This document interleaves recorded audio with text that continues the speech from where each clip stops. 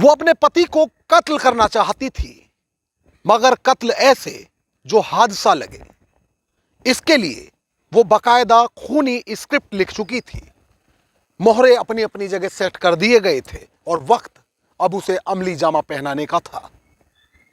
खैर, वो वक्त भी जल्द आया, मगर उसकी एक छोटी सी चूक ने उसे सलाखों के पीछे भेज दिया। नमस्कार, आदाब दोस्तों, मैं साजिद सैफी हूं और आप बेबाक रिपोर्टर की खास पेशकश बेपर्दा देख रहे हैं। और बेपर्दा में आज बात बुलंदशहर में हुई उस खूनी साजिश की जिसने रिश्तों को कभी न धुलने वाले बदनुमा दाग दिए हैं।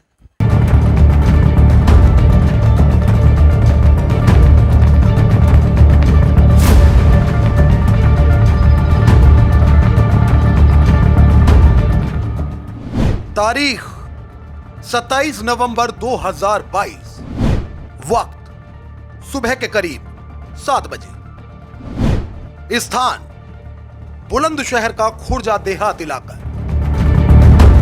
बुलंदशहर के चोला थाना क्षेत्र स्थित धमेड़ा गांव निवासी पवन कुमार अपनी मोपेड पर सवार होकर जरूरत का सामान खरीदने अक्सर खुर्जा जाया करता था।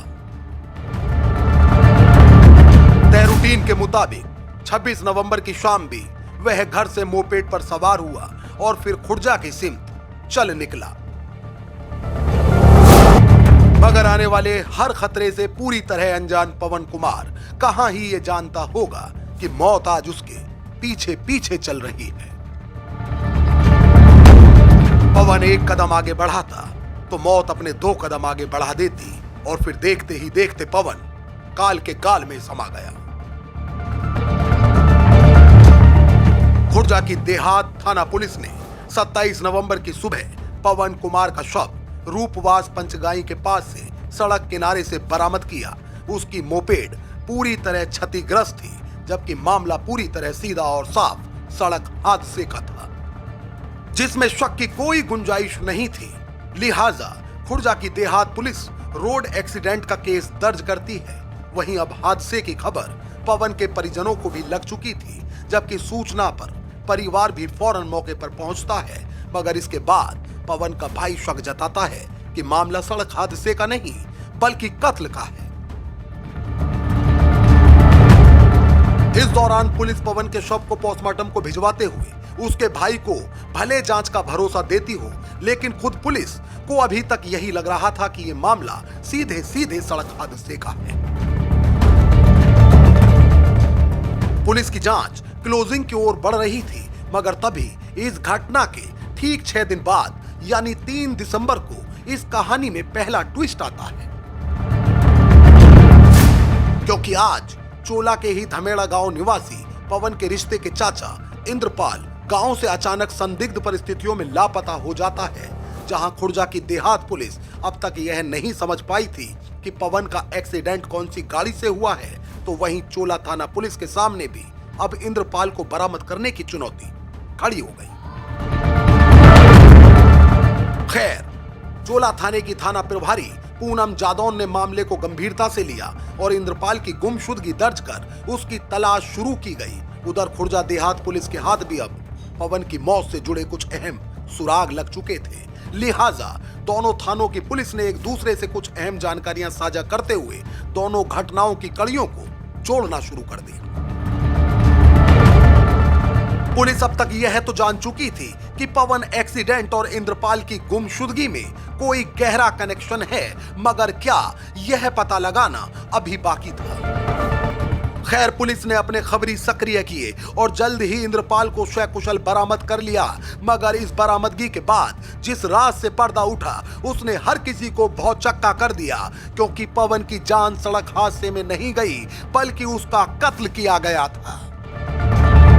और कत्ल करने वाला कोई और नहीं बल्कि उसका खुद का रिश्ते का चाचा इंद्रपाल ही था। इस सब के पीछे कोई और नहीं बल्कि पवन की खुद की पत्नी सुनीता ही थी। जी हां, बिल्कुल ठीक सुना आपने, क्योंकि ये खूनी साजिश किसी और ने नहीं बल्कि पवन की खुद की पत्नी सुनीता ने ही रची थी।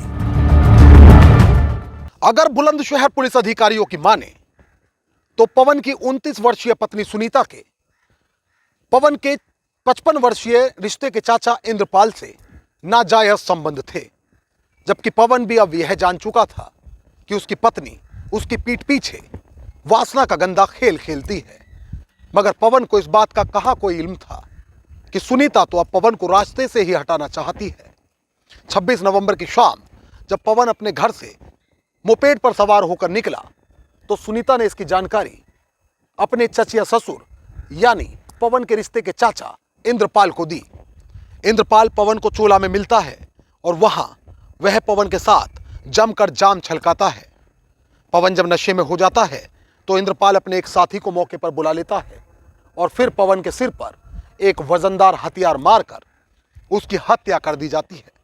इतना ही नहीं, कत्ल की इस वारदात को अंजाम देने के बाद इंद्रपाल अपने साथी के साथ पवन की लाश को खेतों से घसीटकर सड़क पर ले आता है और अब ये लोग वहां से गुजर रहे वाहनों का इंतजार कर रहे होते हैं। चूंकि ये लोग चाहते हैं कि यह हत्या सड़क हादसा का रूप ले ले, इसलिए जब पवन की लाश से वाहन गुजर जाता है तो उसके बाद ये लोग वहां से फरार हो जाते हैं।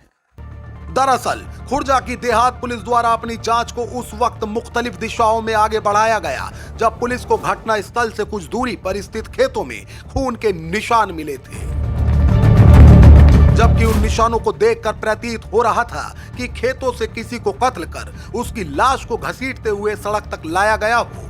मगर कोई पुख्ता सबूत हाथ न लगने के कारण पुलिस उस वक्त कुछ भी कहने की स्थिति में नहीं थी। हालांकि इस दौरान पुलिस अपने खबरियों को सक्रिय कर चुकी थी। वहीं दूसरी ओर चोला पुलिस ने जब इंद्रपाल को बरामद करने के बाद उससे सख्ती से पूछताछ की तो उसके द्वारा एक एक कर हर राज से पर्दा उठा दिया गया। उसने बताया कि सुनीता ने ही उसे अपने पति पवन की हत्या के लिए तैयार किया था। सुनीता चाहती थी कि पवन को कत्ल किया जाए, मगर वो कत्ल हादसा लगना चाहिए ताकि वो और इंद्रपाल हमेशा के लिए कानून के फंदे से बचे रहे।